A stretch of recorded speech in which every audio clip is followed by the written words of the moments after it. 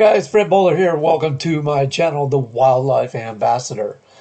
Today's subject is going to be the marine toad.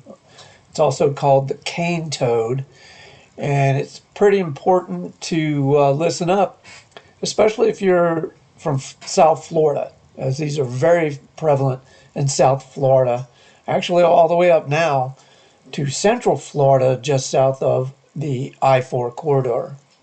The cane toad was introduced to South Florida from South America. However, it's in several locations across the planet. In Australia, it's a big problem in Australia, and as well as Asia. Now you might ask yourself, what problems could this little toad possibly cause? Well, in fact, it's not so little. It actually grows to be one of the largest amphibians on the planet. It is also very toxic. It has bufotoxin, and other toads do too, but the components in the marine toad's toxin are extremely lethal, especially to dogs.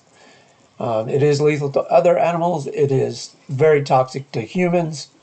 How a human would be poisoned by these animals if you were to pick it up and you would touch the parotid glands, shown here on the back, and those are what secretes the poison. If you get it on your fingers and put your fingers in your mouth, it would have very detrimental effects to your health. There are cases of people purposely ingesting this poison by licking the toad to get a hallucinogenic effect, such as with the Colorado river toad.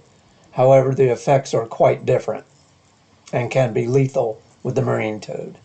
Also, I mentioned before that these toads are lethal to dogs. If a dog grabs the toad, it doesn't have to swallow it. All it has to do is get the poison in its mouth, and within 15 to 20 minutes, the dog could be dead.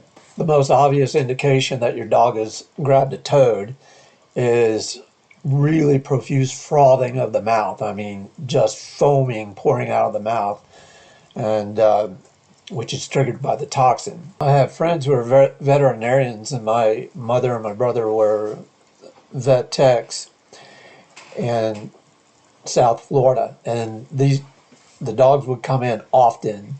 There are certain breeds like your hounds or your Jack Russells that would continuously come in, and they actually had a good procedure on reducing the amount of toxin in the mouth of the dog. And you'll read in some veterinary journals, and some vets will tell you that you take a garden hose and wash that poison out as much as you can, and they'll either do it as well in their clinic. However, it was found that when you do that, it's actually helping the poison to absorb and wash down the throat more. In my opinion, the best procedure is what my mother used to do, and the vets that she worked for, is swab out the mouth with a bunch of paper towels. This absorbs the poison, helps negate a lot of that from going into the system of the dog. Of course, it's not 100%, and it depends on the time span that you get your dog to the vet. Another important thing to note is even the eggs and the tadpoles of the marine toad are very toxic. Now, there are many toads that are native to North America and here in Florida. The southern toad is very common and should not be confused with the cane toad or marine toad. The southern toad's color and pattern vary between individuals, but they don't get anywhere near the size of the marine toad. A 4-inch southern toad is about maximum for their size, 4 inches or less.